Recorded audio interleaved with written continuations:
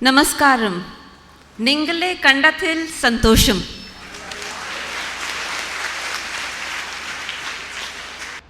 I'd like to thank SYMP program, my speakers who have come before me, and all the dignitaries.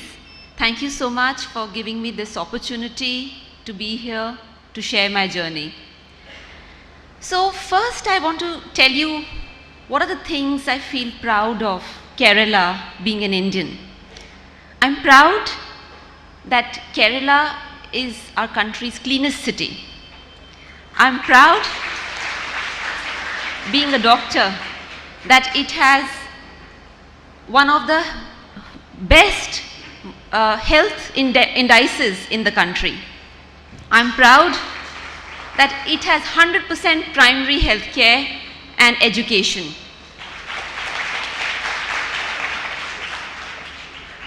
I'm also thankful that Kerala has preserved its Ayurveda.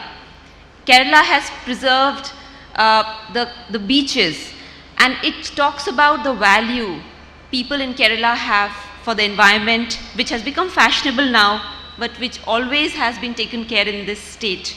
So a round of applause for everyone here who has done this.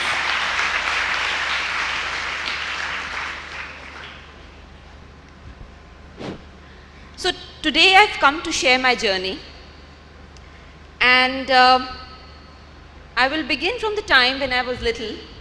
At that time I was given two options, either to join civil service, but I thought that was really hard, and the second option was to become a doctor. I loved medicine, I loved healthcare, I loved biology, so that was a natural choice for me. When I joined Maulana Azad Medical College, I was so excited because I thought now I don't have to work hard anymore. I've reached where I wanted to, and that's it, life is going to be fun. But when I finished medicine and I was posted in the Department of Cardiology as a junior resident, it's for the first time I realized the responsibility doctors have towards their patients. For the first time as a young graduate, I felt and experienced the sense of responsibility. Because before that I was like a youngster, I didn't care about any responsibility, it was just what I wanted to do. And how it happened was, and ma'am must have seen this in her internship and house job days, that when patients come, they always, many of them are unconscious, especially in cardiology, in an ICU, and their families are crying. And the moment they see anybody in a white coat, they plead and request that please save my father, or if there is a wife, she'd say please save my husband.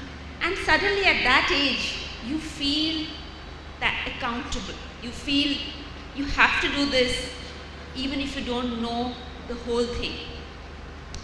So at that time, when I was posted in cardiology, every day I would see one, because there are 6 beds in the ICU, at that time there were 6 beds. I would see one patient go. And for a young 21, 22-year-old, it's like devastating to see that someone can die. In my family, girls weren't even sent to the Shamshan Ghat. None of the girls went. So I've never seen a dead person before. So with that, I started thinking that, and of course, next time when we would meet people in OPD whom we say, I would say we saved, my seniors saved, and I was just kind of helping, tagging along.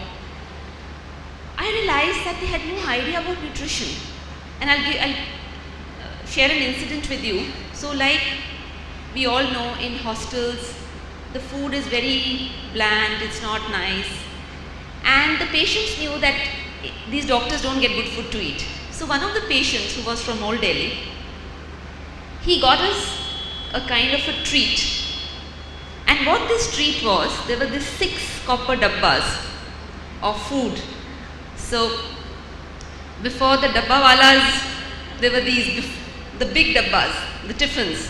And when we opened the tiffin, the large tiffin, we saw that it was full of oil. There was biryani, there was a sweet dish, there was one or two more dishes, but all floating in oil.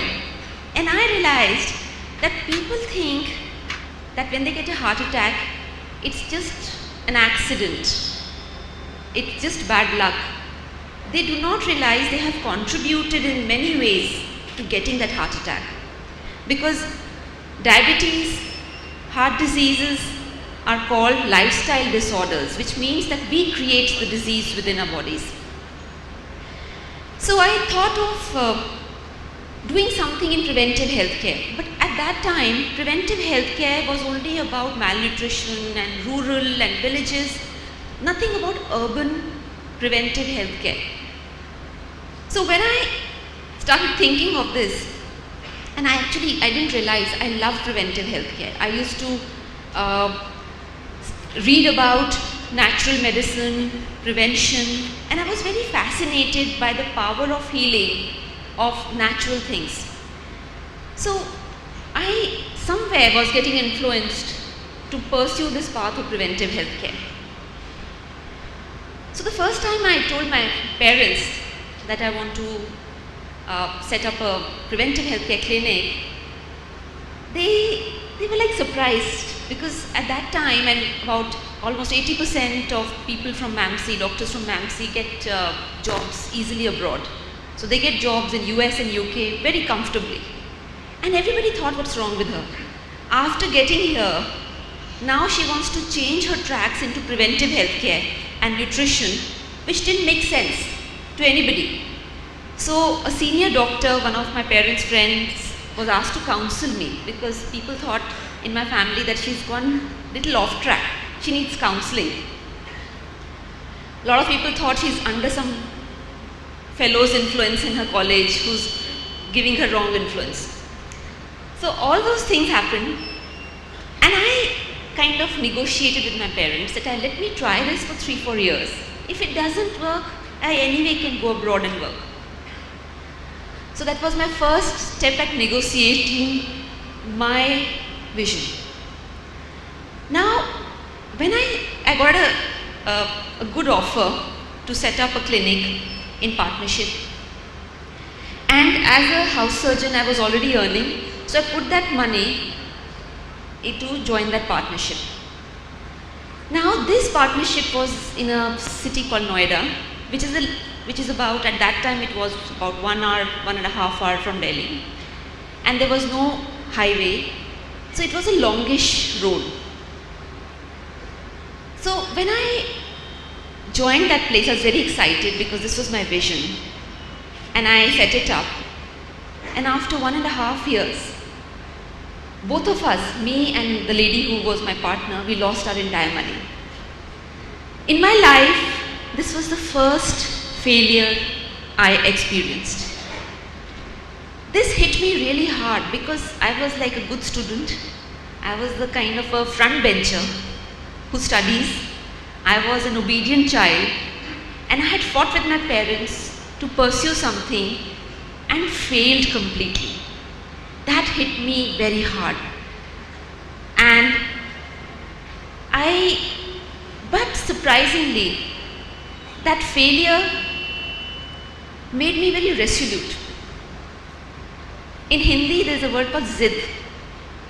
So I became Ziddi, that I cannot fail. So after 1.5 years, and those 1.5 years were difficult because it was far away. I had to again fight with my family to live there. And there was a lot of, it was very scandalous for my family that why is she living alone, who's influencing her, what's happening with her. So that 1.5 years were terrible in terms of the distance which I had to face from my family and me. So when I came back, I knew that I wouldn't be very comfortable facing my family again. So I took up 3 jobs. I was living at home, but 3 jobs. The first job was working in an OPD in the RBI, and in RBI, the doctors, because they need holidays, so they take young doctors like us, they used to take to run the OPD. And the funny thing is, in the OPD, nobody thought of me much as a doctor. They said, beta ye dawaiya likh do, beta wo dawaiya likh do. So I was more like a secretary filling out prescriptions. And whenever I said, अच्छा BP कितना है, मैं check करूँ? नहीं check कर लिया घर में. दवाई मैं check करके आ गया हूँ. Pharmacy में है, लिख के दे दो. So that was not really an experience of feeling like a doctor anyway. The second job was at a nursing home where I used to do night duties. And the third job I picked up was because at that time television was coming up.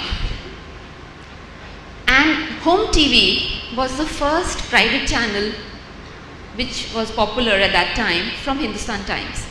So they were looking for somebody to anchor their health program. So I thought, why not? I've already failed. How does it matter? I'll fail again. So I just did it for a change. That let me try. Now when I started doing health programs, I still remember that the first time I had called the television channel and somebody picked up and they said, I asked them, you are auditioning for anchors. I'd also like to come. So the person who was taking the call said, आप क्या करते हो? मैंने कहा मैं doctor हूँ. And the reaction I got was, अब डॉक्टरों का इतना बुरा हाल हो गया है. So, the public perception about what you should do, what you shouldn't do is very different when you're trying to do something different. From IIMs, you have a great company called Chayos. Now, I can imagine what they must have gone through when they would have gone to their parents and said, we were going to set up a tea company or a chai wala company. So, in India, we are very structured on this is low quality work, this is high quality work. And this comes into the way of your psychology when you're trying to do something different. So, I anyway joined and it was so much fun because there was no pressure, there was no expectations, and every day we would do shooting.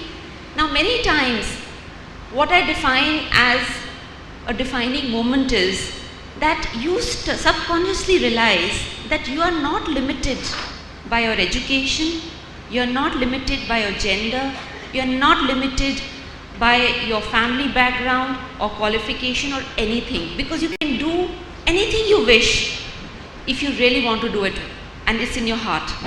So during television time, I was even doing editing.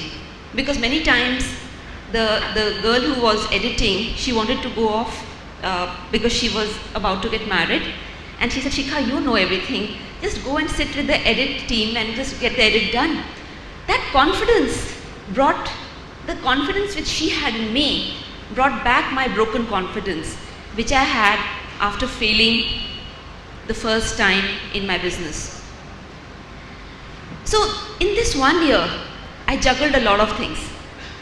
I juggled a television career, I juggled a sort of a medical career, and I was also thinking at how to set up my company again. Thankfully, my boss was a medical doctor and he had also studied from Faculty of Management Studies. So he had a radiology degree and a management degree. And I thought, great, now I'm going to ask him, what did I do wrong? And I think that helped me to come out of my lack of confidence of failing the first time. Because when I would speak to him, he would say, that's okay, these things happen. And we would discuss marketing, he would discuss management.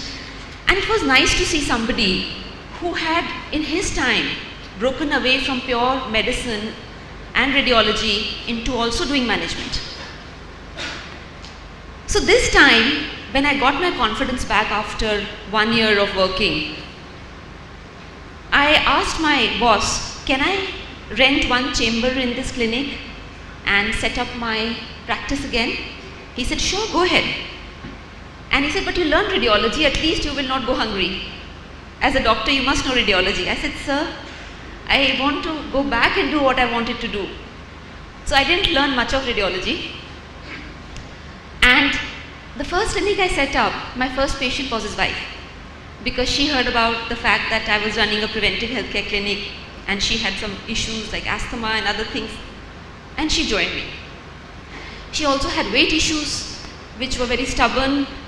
So when she joined me and she got success, after that 6 of her friends joined me. But she told me, look Shikha, you didn't charge me, but please charge them because you can't be doing everything free of cost for everybody. I said, sure ma'am, whatever you say. And then that slowly I got back into my practice, but more than that, I think I was getting my confidence back. So after a few months, because the practice started doing very well of preventive healthcare, I also realized that one of the reasons I had failed was because I was marketing or packaging my practice as preventive healthcare. Now most people, when they become diabetic and they take a diabetic pill, they don't worry that they think they're taken care of. I think this is something which I wanted to change, that the accountability or the ownership of health lies with the individual, because you cannot be healthy by taking medicine. The medicine can postpone the symptoms, but the progression of disease doesn't change. But nobody wanted to pay for preventive healthcare because everybody thought they have taken the medicine and everything is going to be okay. So I repackaged, and all the management students, I think it's important. Many times we think this is what is good for people and this is what they should buy. Big mistake. That's exactly how I thought. You have to package it in the cover of what people want, and that was weight management and not preventive healthcare. So the moment I repackaged it as weight management, suddenly the queue increased fivefold. Because people were looking for weight management, the health bit they thought they had taken care by eating the medicine. So I repackaged my program as a weight management program and not as a preventive healthcare program. But the ingredients were exactly the same. The elements were exactly the same. So as my practice started growing, I got a call from a nearby community center. They asked me to set up another unit in that community center.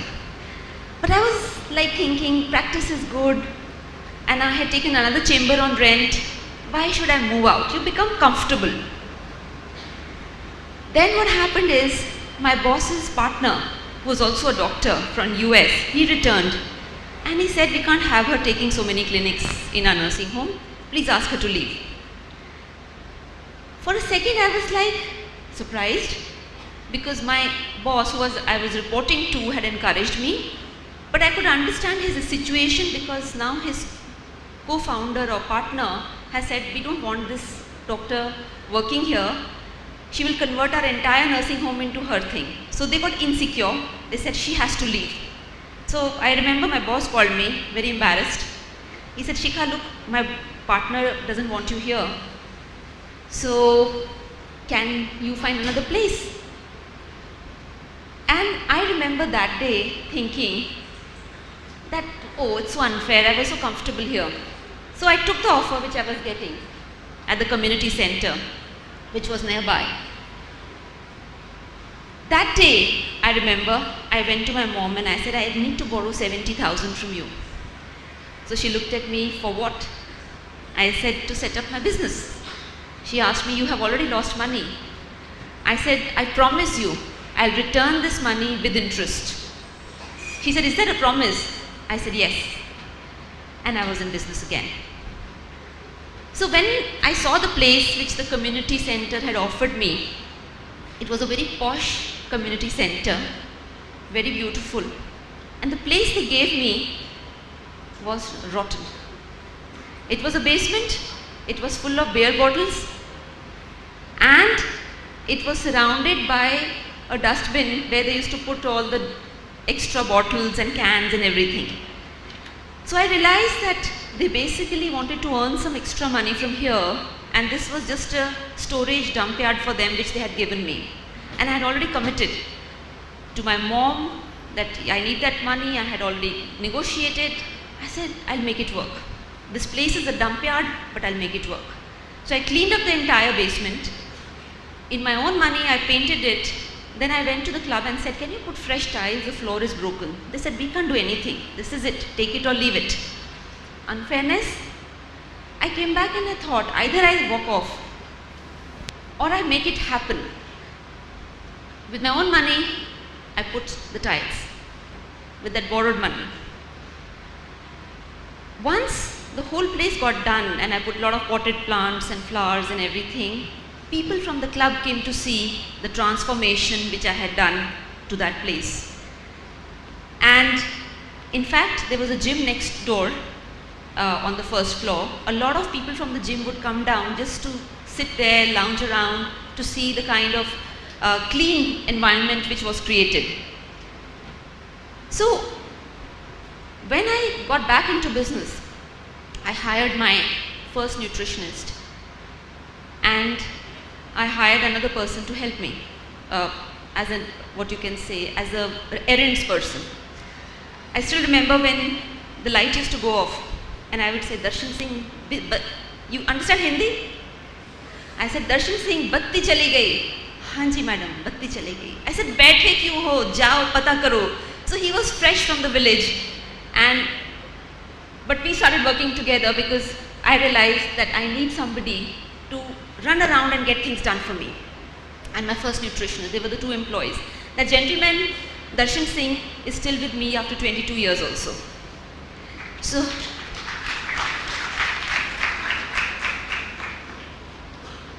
after the business started doing well, there was a time I could not even eat lunch because the phone used to ring constantly for the appointment.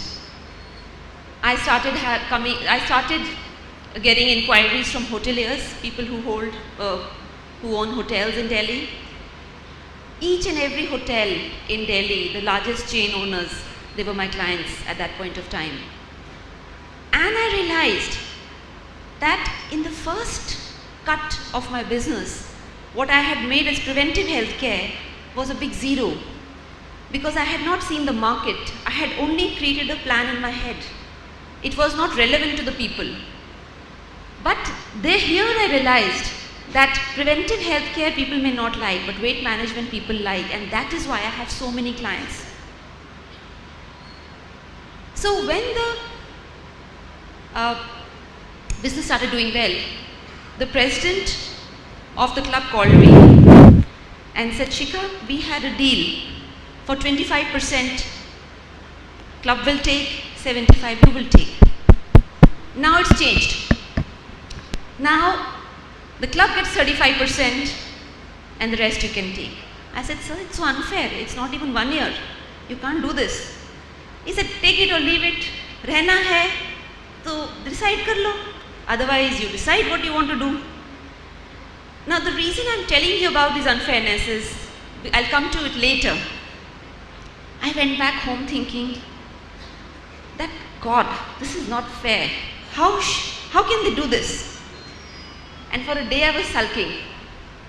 The second day, after the first day of sulking and feeling sad and sorry for myself, I decided, I did a little maths. I said, they're making so much money on me.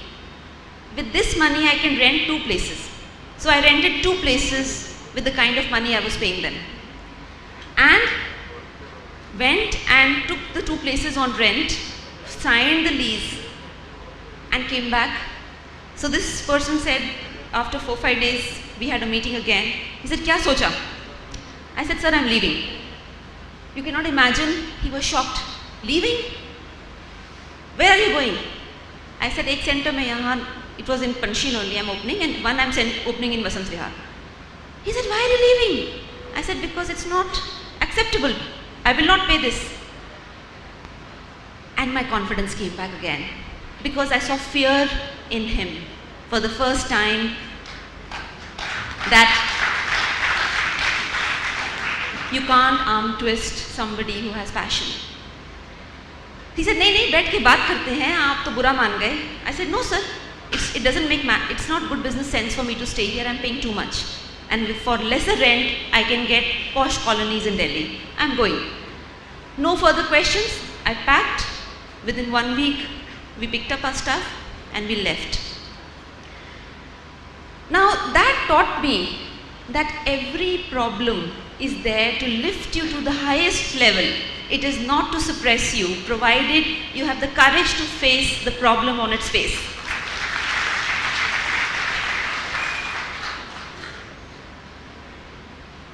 So thing kept on, and the business kept growing. Now I had 2 centers.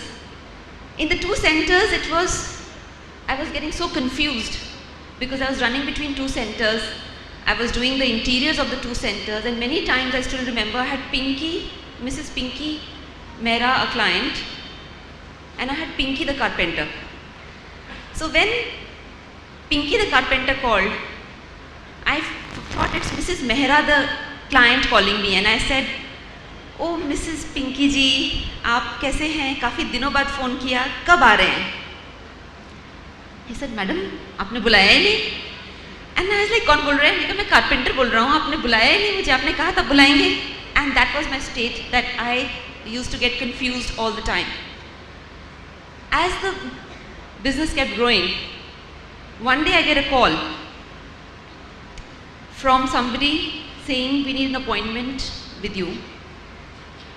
And I said, "Sure, but my diary is full, so I can give you appointment next month." This gentleman says, No, Dr. Shikha, I need the appointment very early. This is for a very senior person in the government." So I say, "No, actually my appointment diary is full, as I told you. So if you wish, you can tell me and I can book it for next month. And if there is any cancellation, I can bring it again. I mean, I can, I can replace that with the person you want." He says, "No, Dr. Shikha, this is very senior and you have to come to his house to give him consultation." I said, "Look, that's not happening. I don't do that. He has to come to my clinic." He said, "Again, Dr. Shikha, please try to understand. This is very important." I put the phone down. Then again the phone rang. I said, "Look, I told you I will not go to anybody's house for a consultation. You have to come to the clinic." So again I put the phone down and I was getting very bugged. Then again the phone rang. He said, look, just hear me for a minute. This is an extremely important person in the government." I said, "Doesn't matter, I will not come." He said, "This is the Prime Minister of the country."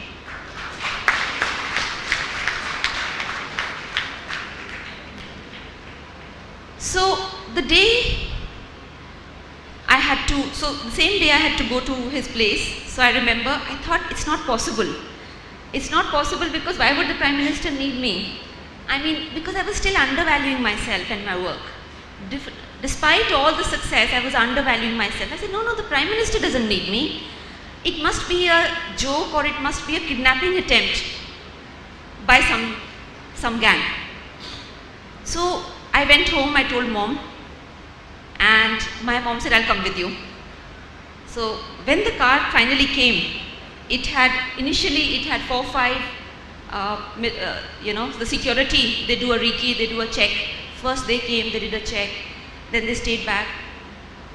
2 cars went away, 2 jeeps, then another 2 jeeps came with another car, which just had no number plate, nothing, just an emblem of, the national emblem on its, name, this thing. So I went in the car, my mom said, "I'll also come with you." And then finally my sister, she said, "I'm also coming with you. We all get kidnapped together." So when I reached the Prime Minister's home, that was the first day I realized that the kind of work I had literally stumbled on was so important for a lot of people who wanted to be healthy, who wanted to contribute longer and live longer and in a healthy way. This Prime Minister, incidentally, was Mr. Atal Bihari Vajpayee, who just passed away. I think that day, a lot of things changed in my mind.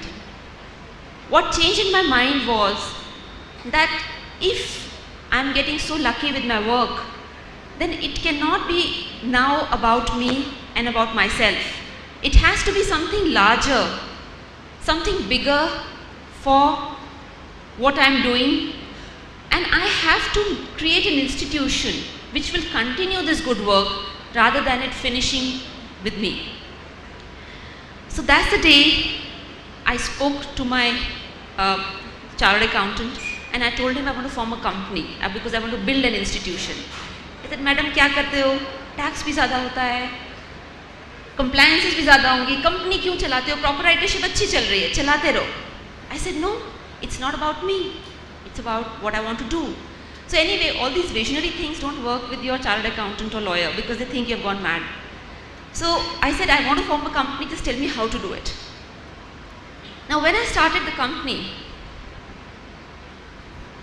at that time, I also realized, because I had expanded to 8 centers within Delhi. So I had 8 centers, and I was also seeing that the quality of each center was going down. Because to manage 8 centers in Delhi was becoming harder for me. The basic processes were not being managed well. In fact, a lot of our client or patient data was constantly getting stolen, and people were setting up parallel units and giving 50% discount to the same customer. This will happen. This is something which will happen, that when you set up a business which is doing well, sometimes your own people, 1 or 2, not all, but 1 or 2, they will think, oh, this is great money. Let's copy this model and let's steal the patients and give them 50% discount. So our patients used to tell us, we got a call from one of your dietitians giving us 50% discount. So we thought you should know what's happening in your clinic. I also realized at that point of time that you do not keep crying about what's going wrong, but you keep moving ahead, keep moving ahead.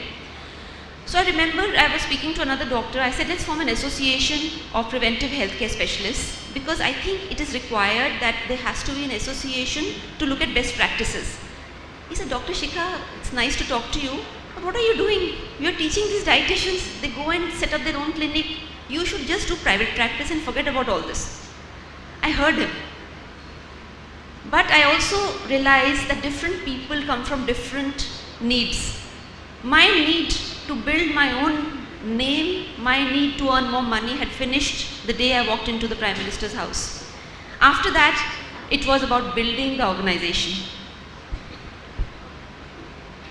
So, at that time, I hired a consultant to tell me how to transform my clinics into a digital clinic. He charged me for a few months, but I realized I was going nowhere. And this is where the power of Google comes. So when I started my business, at that time, Google was not what it was today. It had just started. But by that time, when I was looking for answers, how to convert my clinic into a digital clinic, I saw the answers because I could find the contact center vendors, I could find the people who could help me set up that technology thing. So after 5 minutes struggling with the consultant, I looked up Google, went to the vendors and set up the call center which you saw in the video. At this point of time, when I was shutting clinics and spending money again, I was losing a lot of money. So while I had built the organization completely on its own money, then finally I realized I was also burning a lot of money in setting up clinics. So here is a situation where I'm actually losing money, and then I have an income tax raid on me. When an income tax raid happens, it's a very fascinating experience to go through. So I got a call at 12, ma'am, there are people from the income tax in all our offices. Don't come. At that decision, I said, I will go to my office. So I went to my office, sat there. There were 40 people in my office from income tax. No woman. And they were questioning my people. So I sat there. They said, where is this file? Where is this laptop? They opened my laptop, threw it around. This is all psychological pressure. The raid started at 12 in the afternoon. It went on the whole day, the whole night, and they kept me in that office, constantly interrogating me. I was alone in that office. My family called me, should we come? I said, nobody will come. This is my battle, I face it alone. So I started answering their questions. They could not find anything. They called another team that we have to find, it's not possible. Another team came. And then somewhere I saw that they had made a mistake, because half our taxes were going into the proprietorship firm I had, and the other half taxes were going in the company, and they had no correlation. They had not checked within them, and they realized that filing was happening, but one was a company and one was a proprietorship. So, but they didn't budge. So at night, at 2 o'clock, the tax officer says, "Madam, aap thak gaye hoge, ab so jao." And that's the ploy they use. And at 5 o'clock, no, not at 5, at 3 o'clock, the other team comes, "Utho, utho, madam, aap so rahe ho, yahan pe tax aapka rate chal raha hai, aap so rahe ho." So they use the technique of good cop and bad cop on me. One group will be nice to me. Then finally they got fed up. At 4 o'clock in the morning, they gave me a sheet of paper. "Madam, आप sign करो इस पे, बोल दो इतना करोड़ का tax नहीं दिया." I said, "Why should I sign? You have checked my documents. Take my whole office with you. I don't care. I will not sign this document." "Madam, कर लो, क्यों परेशान होते हो? सब करते हैं टैक्स, तो देखो आपने भी किया होगा, कोई बात नहीं, कर दो फंसा." I said, "I'll not sign." I said, "कुछ तो लिखना है." I said, "लिखिए जो आपको लिखना है. I am not signing any document which you are dictating to me. You can keep me for 3 more days. I'm not getting out of this office signing this document." By that time, the police came in, because the neighbors had complained that something is happening in this office. The police came. I think the officer was sympathetic towards me. He looked at me. He said, "Madam, बंद करा दे ये सारा, तंग कर रहे हैं, harass कर रहे हैं." मैंने कहा, "नहीं, ये अपने ऑफिसर काम कर रहे हैं, इनको अपना काम करने दो, मैं अपना काम कर रही हूँ." The officers went away. So in the morning at 10, the chief, the guy who was a zonal commissioner, came and said, "कुछ मिला नहीं है, क्या है, time waste किया तुम लोगों ने." All my files were thrown on the floor of my office. They were torn also, because this is psychological pressure they use on you. In the morning at 10:30, I told the officer, "I've had enough. Try stopping me. I'm leaving now. I will see you in your office tomorrow." So this whole incident, what I'm trying to tell you is that when you do things, unfair things will happen. If you give up, you don't give up just on your dreams. You give up on yourself. And that's what I wanted to share today, that when you get opportunities, we take them happily. But when you get difficulties, we give up on ourselves. And that's the time we should not give up on ourselves. So anyway, the tax things happened. I got a very clean tax sheet. The officers were so fed up of me, I cannot tell you. I said, "You show me where I have a lacunae and I will give it." After that, it was exhausting for me for a couple of years, because the whole thing lasts for 3 years. But I was determined. If I've come so far, and my chartered accountant would tell me, "Madam, ये तो बहुत बड़ी बात है, होता नहीं है वैसे रेट, बट हो गया, बहुत बड़ी बात है, बड़ा अच्छा काम कर रहे हो आप."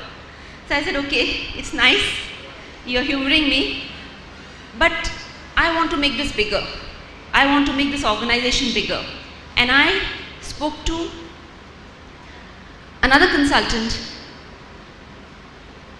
which I got after 2-3 failed attempts, that I want to get VC funding for my company. He said, "It's difficult, because you're a single owner. The first question they will ask is, if a truck runs over you, what will happen to the company? So you must have co-founders." I said, "I don't have a co-founder. It's not my problem. I want to set up this company and take it the VC route." So after 1 year or 1.5 years of struggle, which I don't have time to describe, I finally got international funding for my company. And that day was one of the days I felt that if you do your work, nothing can stop you.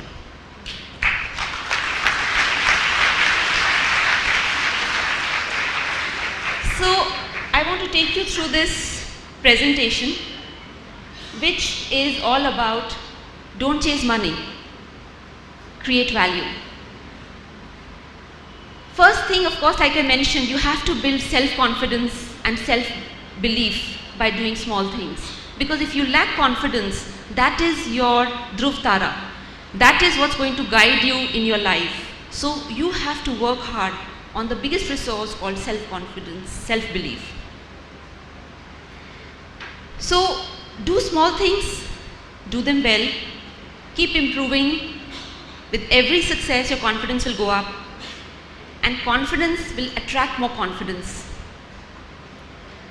We all use the latest products, the Apple iPhone, the latest television, but how much time do we spend in actually improving ourselves, in building ourselves, whether it's intellectually, spiritually?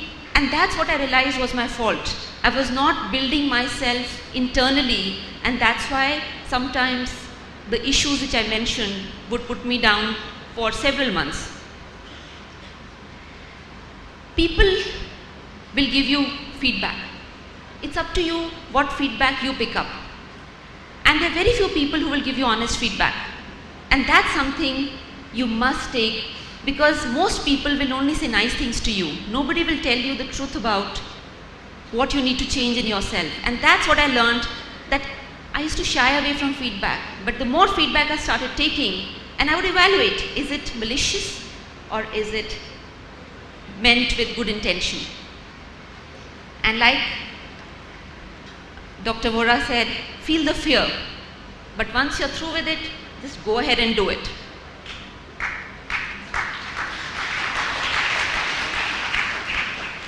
And this is the core slide which I wanted to share with all of you. Build excellence. Don't chase money, attract money. And you can attract money by building excellence, because excellence is the magnet for money. Today you buy an Apple phone or a Macintosh or a Samsung because of the quality, because of the experience. Become such a huge, wonderful, fantastic, excellent person that whatever you do it best, and people will come up to you. Thank you so much. See, questions from your side? Good afternoon, ma'am. I'm Henna from National Institute of Technology, Calicut. First of all, I must say that your talk has been truly inspirational. And my question to you is, according to WHO, health is a state of complete physical, mental and social well-being, and not merely the absence of disease or infirmity. So according to you, how do we ensure a perfect mental health? Perfect mental health, I think, comes from reading right. Because the more you read, there's so many wonderful people, Swami Maharishi, Swami Vivekananda, our own Bhagavad Gita. I mean, there's so many places which you start reading is where you will draw something, not everything, but something. And the second thing is, keep doing. Because only theoretical knowledge will not help you. Keep doing. And as you keep doing and reading, your internal health will improve. Once your emotional health improves, your physical health will improve. Most diseases that doctors can explain, that heart attacks, diabetes, they're all stress disorders. So why do you feel the stress? Because of fear. And if you face problems instead of thinking, you will realize it's an empty dragon. There is nothing in it. Every fear is an empty dragon. There is a state called adrenaline intoxication. We call drug intoxication and we call alcohol intoxication, no? But there is adrenaline intoxication. When you sit on the chair of a managing director, there is a lot of pressure and lot of adrenaline secretion in our body, and it gets an intoxicating sensation that you feel that let me get it again and again. So that you have to develop. Then only you will become a good entrepreneur. Next question. Good afternoon, ma'am. My name is Anjana and I'm from Devagiri College. So my question is, in today's fast-moving generation, we don't have time for anything. and you're the MD of a company and you still find time to do Bharatanatyam and all. So how do you manage your time and what do you suggest to us? Thank you for reading about me. So Bharatanatyam I started because I was feeling very stressed at work, and I started searching for ancient Indian techniques for managing stress. So when I looked at Bharatanatyam, I realized that there is meditation, there is acupressure, because when you stamp your feet, there is acupressure. So there is meditation, there is acupressure, and there is exercise. So I signed up for Bharatanatyam classes. I still remember when I called my teacher, she hadn't seen me, and I told her that Bharatanatyam, I wanted to inquire about the classes and the fees and everything. She said, how old is the child? I said, this child is all grown up. He's getting older by the day. So when I came to her, she was a little taken aback, but she said, if you have the will, I'll teach you. And discipline also. When you study this thing, Mohiniyattam and Bharatanatyam, there will be discipline in your life. That is what the teacher says. Good afternoon, ma'am. Myself Ajay. I'm doing my MPA in SNS IMSA. My question for you is, what kind of work culture do your organization have and how do you establish it? Yes. So I have tried to keep my organization very flat. So there are few things. What we do is, first is we build ownership. That whatever you do, right or wrong, own it up. Because if you own it up, that's the first step of your improvement. The second thing we do is that, in our organization, whenever there is a conflict, we say this: argue, fight, do whatever, but do it with respect. Do not do it with disrespect. So respect is one of the things which is fundamental in our organization. The third is meritocracy and innovation. So innovation is something which we nurture in our organization because we feel that humans are not meant to do routine work. Human mind is a gift and it is meant to do innovative work, cutting edge work, new things, and that's what the humans are best at. I am Mohammed Amin, coming from Farouk Institute of Management Studies. Thank you. My question is, people-to-people contact is reducing now due to technological enhancement and doorstep delivery and so on, thus creating an indoor generation. Isn't this also a health problem? What can we do to change this? So while I'm all for technology, because I believe that technology connects people faster and connects them to ideas and solutions even faster, the only issue, like you mentioned, is the sedentary lifestyle. There was a book I'm reading by Dr. Norman Duhigg, which says that most of the people of the new generation are going to have spinal problems, nerve-based problems, because bodies are not meant to sit for 8 hours. Bodies are meant to walk. And there are people like Parkinson's, like Alzheimer's, who have treated themselves by simply walking. So walking is one of the most fundamental prescriptions for health. How many people walk in the morning? Only this much? Now, from tomorrow onwards, you all start walking in the morning. Okay? No? Huh? No? Oh, yes. കുറച്ചുകൂടെ ഉച്ചത്തില്ലേ? Thank you. Good afternoon, ma'am. Myself, Haris Roman. I am from Department of Commerce and Management Studies, Calicut University. And my question for you, sir, ma'am, how difficult do you find in the management of public health in a country like India? So how difficult do I find public health in a country like India? I think India can be the leader in preventive health care because we have Ayurveda. And I must thank Kerala for preserving Ayurveda in its original form. Ayurveda is one of the most fascinating and scientific things or books written, I think, till today. The reason I'm saying so is because the logic which Ayurveda uses is phenomenal. And world over, people are now going back to Ayurveda. People are coming to India to study. So like yoga, Ayurveda is going to become the number one discipline in the future world. So I think preventive healthcare is fundamentally about the joy of living with your own self and nourishing your body and your mind with good things, with whether it's positive thoughts, whether it is positive activities, or whether it's positive food. And this is the fundamental of Ayurveda. So I think that India will take the lead, and Kerala being one of the places where Ayurveda has been treasured, is going to take a lead in hospital healthcare, because this is the original place where people come for Ayurveda. They don't go to Delhi, they don't go to Bombay, they come to Kerala. You can definitely go to Ayurveda, but not to the frauds. Yes, You yes. go to the Original. qualified Ayurvedic people. Yes, yes. Good afternoon, ma'am. I'm Aishwarya Lakshmi, finally a BBS student from Providence Women's College. My question to you is that what will be the biggest challenge for the generation of women behind you, and how can they overcome it? Women behind I think women have only one challenge, and that challenge is self-confidence.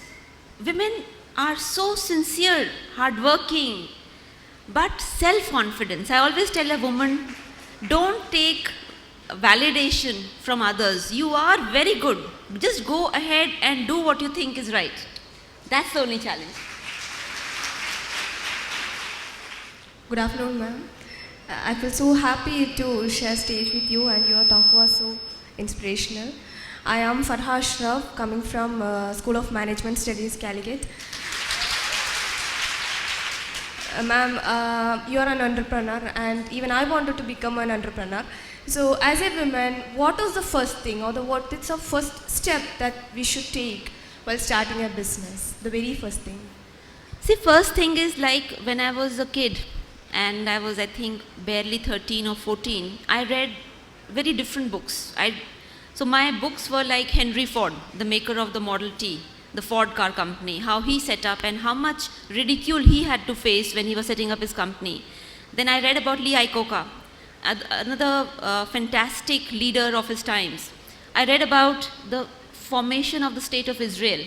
So one of the countries I admire is Israel, because from nothing they have created a world-class economy.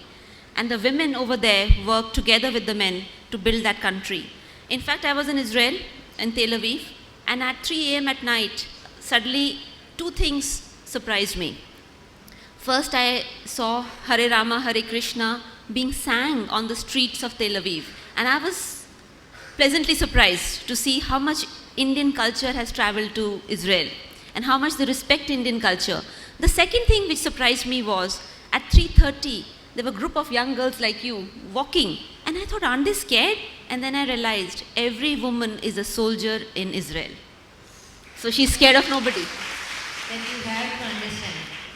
Good afternoon, ma'am. First of all, very inspirational and motivational your talk was. Secondly, my question to you is that we are not aware about mental health problems we go through, let it be anxiety, depression, clinical or bipolar, stress. And how can basically preventive healthcare help in that area? Because whenever we strike with a mental health problem, it comes suddenly. How can we prevent that? Like, how can it help, even through diet? See, fundamentally, I'm not talking about the extreme psychological disorders, but I'm talking about the general depression, general other issues. I think fundamentally, if you're walking and you're eating food which doesn't have chemicals, like processed food, like junk food, you'll be healthy because your body produces enzymes, and those enzymes come from food. If you have chemical food, then those enzymes will not be made by the body, and that imbalance will lead to depression. So Florence Nightingale, in her early years, at that time, she said sunlight is one of the best treatments. Sunlight, fresh air, walking, and normal food without chemicals is one of the best remedies I can tell you. Because the more and more we are eating plastics, and you know that the amount of plastic in our salt is gone across the world. So today most of the salt we eat has plastic in it. So that is the problem what we are facing, that we have to eat natural food which doesn't have chemicals and get more sunshine and walk more. That's it. It'll treat any depression. And take up a dance form. I'm not saying you have to only take up Bharatanatyam, take up any dance form you like. You get exposed to sunlight? So, like early morning sunlight, say 6:30, 7, I was 7. asking you because you are so bright looking. Okay. And you're so Yes. fair. Yes. And Yes. exposure to sunlight will get you a little sun Yes. tan, you know. Right. There is nothing like that. Yes. That's why I am asking you. Yes. Yes, so when I was a kid, I would not go and do sports, but once I started reading, I realized that I have to get little sun, yes. So, yeah. We can conclude, no? So there's one question I think a young lady asked over there about safety and women. So, Any questions from the audience? so this question was once asked in the previous panel. So there was a question asked by a young lady in the previous panel about women and safety. I can tell you, there. yeah, from there. Yeah, please stand up, yes. So I wanted to answer that question. You know, it's time women have to stop begging for safety. You can protect yourself. Please remember, you can protect yourself. You do not need people to protect you.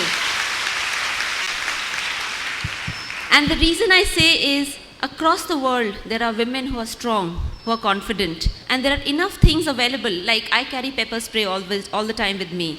So you are resourceful, you're intelligent, protect yourself, because the more you wait for others to help you, and the more you beg others to help you, it is not going to happen. So take the first step, take the lead. See, you know, the 3% of the total population are psychopaths. Do you know that? Young lady over there. And they can do lot of disasters to the women. And we don't know, and we travel in the night alone, and we got hold of these people. So try to understand the mental status of the people around us and then behave accordingly. And never lose self-esteem. And you try some marma and karate or whatever it is, so that you can always say bring down the men by hitting at the pubic area. You know that? Because as doctors, we used to go to so many places in the night, and they told us, my wife is going to deliver, you please come. We don't know that man is married. We don't know his Has a wife. he has a wife. His wife is pregnant. She is delivering. We go with him because they don't touch us because they know that we know the marmas. So try to be self-protective, and this should be written on your face that I am not the person to be played with. That should be written on your face. Then only you will succeed. I am a person from Travancore and started from zero. Started as a hospital, started with 16 unmarried nurses, and then landed up with a 400 staff hospital nearby. And that is with the love and help of people from Calicut, not from my family, not from my travel group, but my husband was always very protective and not protective, very supportive. He was not protective, but he was very supportive. He always, he doesn't ask what is your income, is it profitable or not, nothing like that. And never say to all the lady entrepreneurs, would-be entrepreneurs, I say, never say no to your husband at any time. That will keep you in his good spirit, and keep your mother-in-law in your good.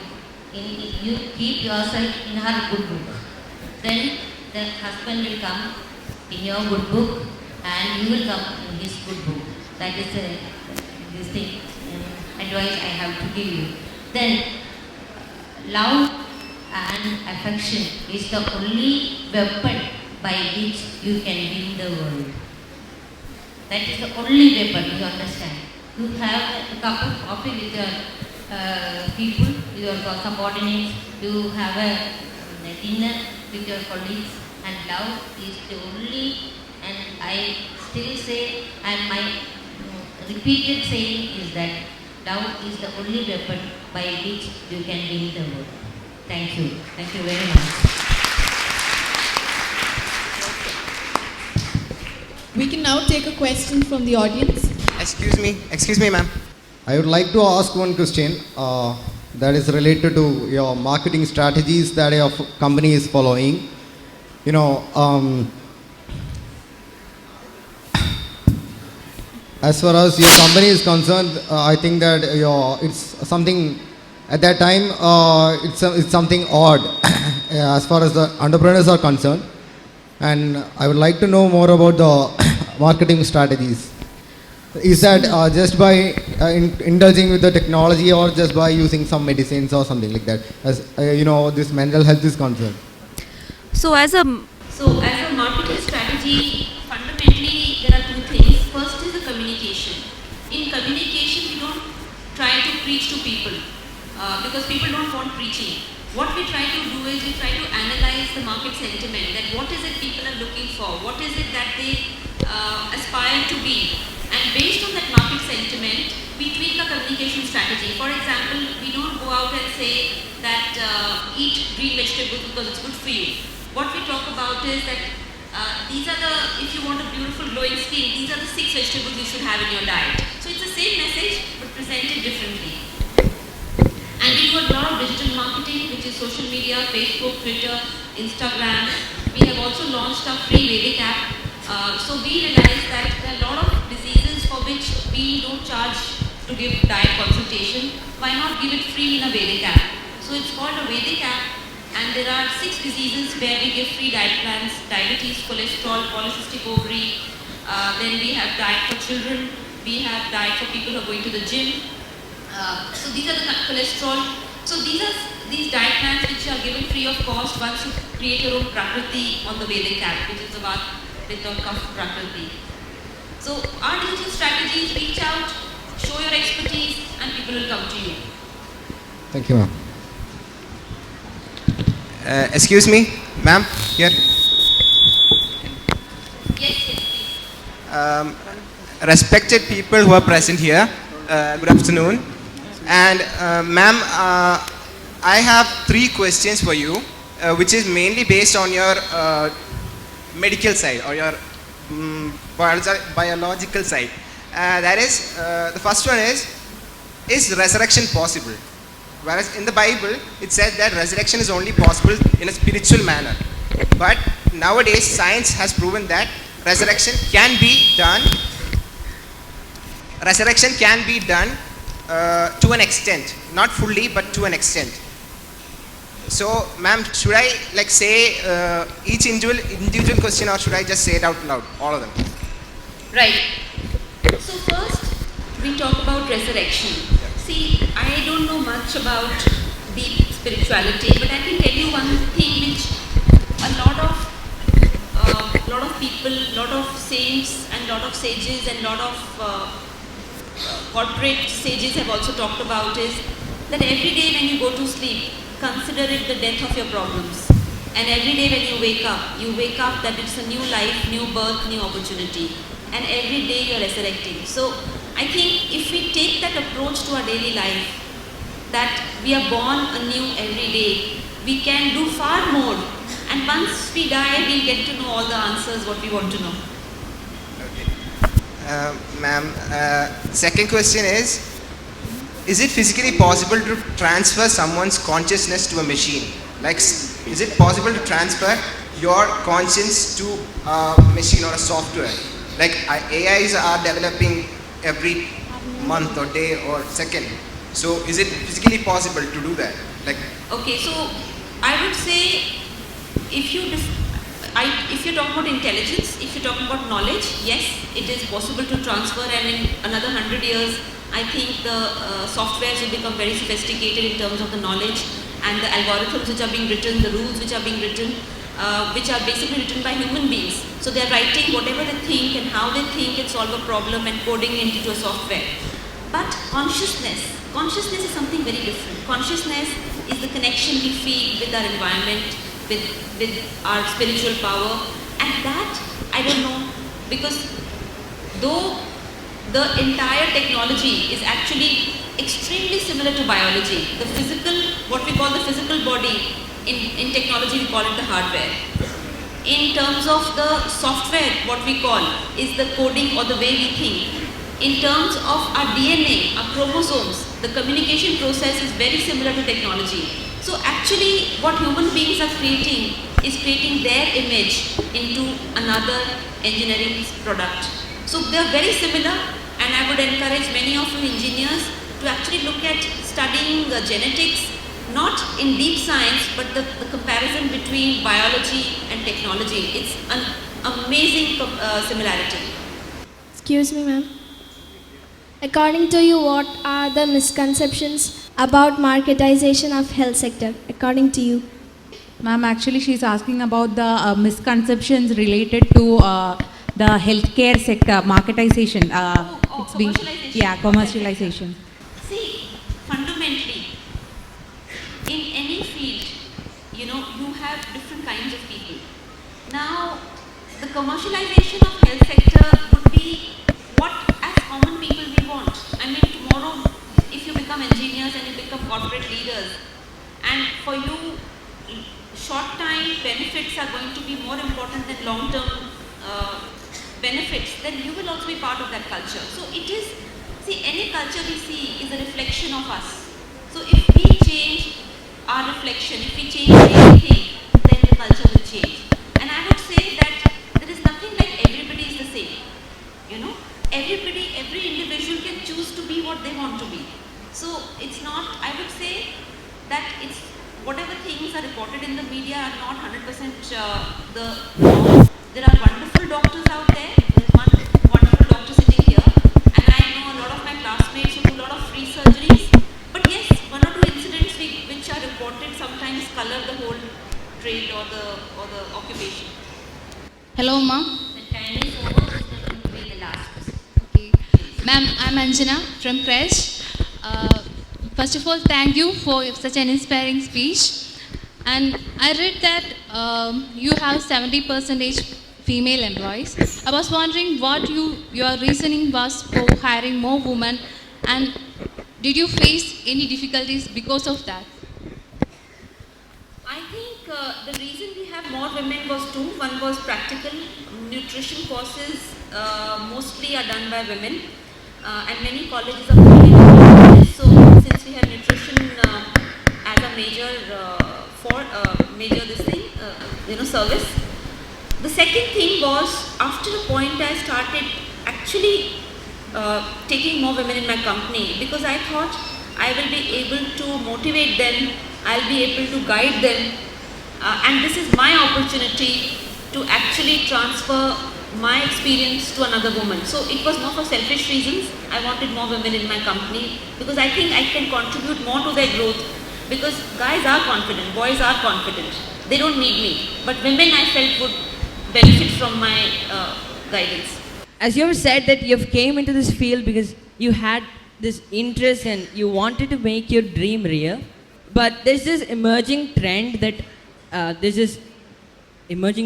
business is like oriented to just make money. So as you've said that you wanted to come into this field because you liked it, and as well as the fact that the previous question was like commercialization of the health sector, right? So what is your note on this particular problem? Because you have actually as well as the fact that being around all these management students, it's very important for us to understand the right ethical, fundamental things that have to be understood before you actually become an entrepreneur. So what is your note on this? So I will go step by step. The first step is that film actors, whether it is Shah Rukh Khan, whether it's Akshay Kumar, they make a lot of money. They're not stealing from the audience, they're not stealing from their fans. They're performing, and because of their good performance, they make that money. Now, a good hospital, you have an eye hospital in South India, which is drawing patients across Southeast Asia for their eye surgeries.